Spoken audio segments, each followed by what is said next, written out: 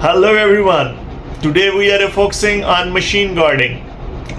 Machinery can pose serious risk if not properly guarded. Let's learn how to keep safe with working with the machinery. Machine guards are essential for protecting workers from moving parts, flying debris, and other hazards. There are several types of guard, including fixed, interlock, adjustable, and self-adjustable guards.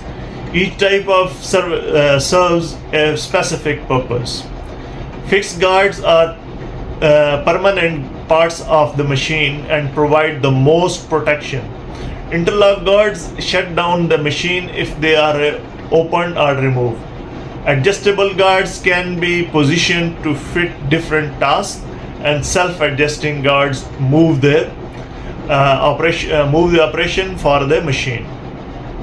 It is crucial to ensure the guard are in place and function before using any machinery. Never remove tamper with guards, as can lead a serious injury if guard is damaged or missing. Report it immediately and do not use the machinery until it's fixed. Training is a key. Workers should know how to identify hazard, use guards properly, and understand the importance of guarding. Regular safety check and maintenance are also essential to ensure that guards are always in good condition.